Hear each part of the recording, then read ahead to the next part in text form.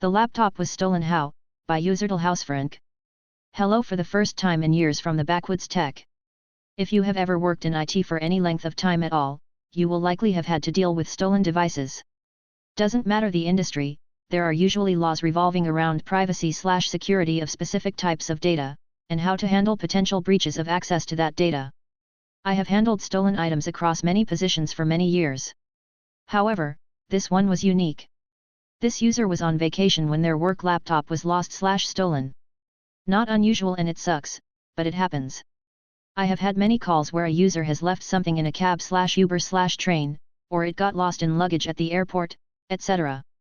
As I am gathering information to submit to the proper places, I start asking questions. The questions lead me down a rabbit hole that I thought only happened in movies. User: hey, my laptop was stolen by a man running from police while I was grabbing a drink from inside. Me: what?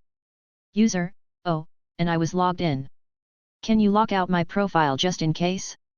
Me: very stunned, sure. Okay, back up. How was it stolen? I want to make sure I heard that right. User: a man leading police on a chase through the backyard of my vacation rental villa after he was caught trying to rob local business, while the police were also in the place he was trying to rob. Me: still stunned. Me: so, have you contact law enforcement to let them know the laptop was stolen during the chase?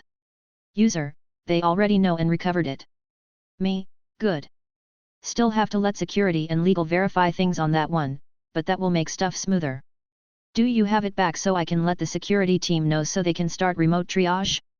User: the police can't release it to me because it is evidence in multiple cases. Me: say what? User: okay, I'm on vacation at popular tourist trap.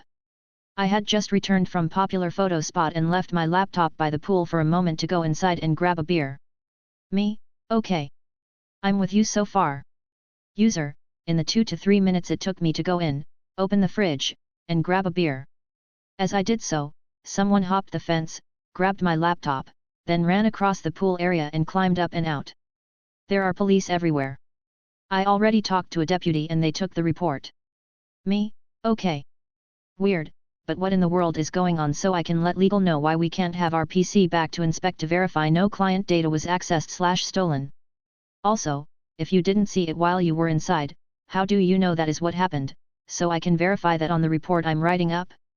User: like I said, the local police have it as evidence and won't release it.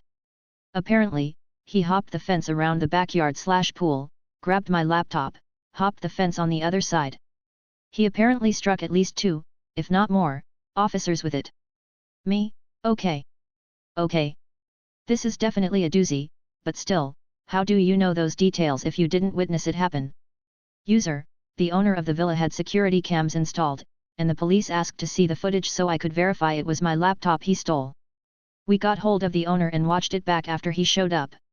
We saw me set my PC down on the table, get up, and go inside. Then a man jumps the fence followed by a pair of officers. He grabs the laptop, then hops the fence again while swinging the laptop at one of the officers. Then he dropped it somewhere down the street after hopping the fence out of the yard. I only know about him striking multiple officers with it when I asked for it back and they said it was evidence. Me: takes a deep breath to steady myself, because this is the most bizarre theft story I've heard in all my years. Me: okay. Let's get the rest of the required info I need for this form so I can pass it along, and legal will see what they can do to help out with getting the laptop back. 4 password resets in 10 minutes, by user Bada. Going back to my first ever office-based IT job here, so some details may be a bit hazy. I worked as a first-line technician for a global financial firm. Our laptops had McAfee encryption which required a password to be entered to unlock the drive for use. This was before the Windows login. There was a policy in place which prevented the passwords from being the same. Characters are me, and Goldfish, user with the memory capabilities of a goldfish. Goldfish is a highly senior director of the branch office I worked at. Phone rings. Me: hello IT, how can I help? Goldfish: hello, I've forgotten my password. Can you reset it? Me: sure, which one is it, the first or second one? It's easier to refer to them as first and second as users got confused if you said encryption or Windows. Goldfish: first one please. Me: no problem, that's reset now and will ask you to create a new one. Phone rings 2 minutes later. Me, hello IT, how can I help? Goldfish, yes, hello me, I've forgotten my password again. Me, is this the second one this time? Goldfish, no, still the first one. Me, confused, oh, did the reset not work last time? Goldfish, no it did but I forgot the one I just set it to. Me, okay that's reset again, please try to make sure it's something you remember, but don't write it down. You know how much, manager, hates seeing post-its with passwords laying around. Goldfish, will do, thanks again. Phone rings 3 minutes later. Me, hello IT, how can I help? Goldfish, yeah sorry, me again. I've forgotten the second password too. Me, no worries, that's been reset too and will ask you to create a new one. Once you've set the new one, give the laptop a reboot to force a sync otherwise you might find the new password doesn't work for some systems. We had bespoke software that didn't like password changes but a reboot fixed that 9/10 times. Goldfish, thanks, you won't hear from me again I promise. Phone rings 3 minutes later. Me, hello IT, how can I help? Goldfish, me, you're not going to believe this. Me, laughing, first or second one? Goldfish, second. I'm so sorry. Me, don't worry about it, that's what we're here for. That's reset again, but please do try to remember it this time. Goldfish, thanks. This time I promise I won't call back. If I forget it again I'm just going home in shame. He dropped by my desk after lunch with a chocolate bar to apologize for wasting my morning. I assured him it's not a problem but thanked him anyway. He's one of the good guys and phenomenal at his job, just notoriously useless with passwords. The time I knocked out cellular service for downtown Huntsville, Alabama, by user dumbus_sempervirens. Okay, this was a while ago. We had been doing a cellular system in a hospital for about a year before I even started as a greenhorn.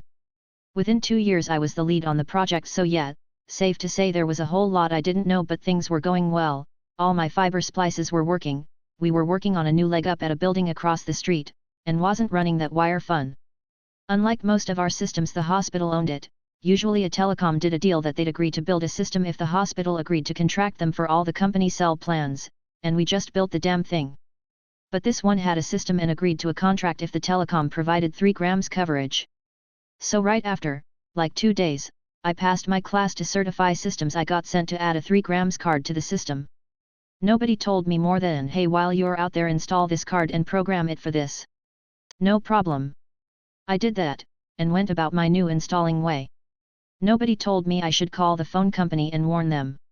I didn't even have a contact for them. I was running wire and had a frequency to program into the card. Within 20 minutes my personal phone rang. It was, huge goddamn telecom, like got broken up for antitrust big, I don't know what you just did but turn it the fuck off now. So I ran back across the street and turned off the 3 grams, because I had just dumped 4,000 extra users onto one sector of a tower. That was just employees, call it 12,000 with patients. If it seems like an exaggeration that's only 3 patients and caretakers per medical professional. I think I'm lowballing it. For the next 3 weeks they had me dragging antennas around on a hot tar roof in Alabama in August. Using a spectrum analyzer to try and hit certain sectors of towers. Every time I turned on our system the tower started melting. For 3 weeks I spent my time knocking cell towers offline. One shot kill every time. They'd email me a map of a sector, I'd find it with the specin, move the antenna, and knock it down. Every time the tower went down completely. They actually had me try to bounce the signal off a ridge using a compass when there was a tower across the street, so there was just no way to avoid hitting that. But they had me hit every cell tower in that city and one by one I basically DDoS'd them until I was told to turn it back off again. I was out of my depth and God knows my apprentice had no idea what was going on. I was supposed to be teaching him terminations. Finally after about a month of trying to blame me and our system that worked just fine on all other frequencies someone from the phone company finally admitted that they didn't have the capacity to handle the extra traffic. At that point the hospital and huge service provider let this installer leave the conference call and worked out a deal to fast-track the BTS they were already working on so the hospital would in effect be its own tower. I didn't get a huge bonus, but I got off the hook for something that wasn't my fault. Thankfully the hospital's head of IT had my back the whole way. I might have been dragging the antennas around, but he was on site to affirm that I did everything the provider asked for. He also used to be in Dexy's Midnight Runners, hell of a musician. Laptops, and users lie, by user123 King Reddit.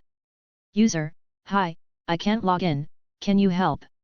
A shy user pries open the IT office door and stares deep into my soul, hoping to find the answer to her issues. Me, sure, let me look you up on the system. Tappity. Me, yes, looks like you've tried logging into 2 laptops at the same time, sadly your accounts don't support multi-sessions, so you need to log out of the other laptop. Any idea where you logged in last? User, yes, room full of AIO desktops.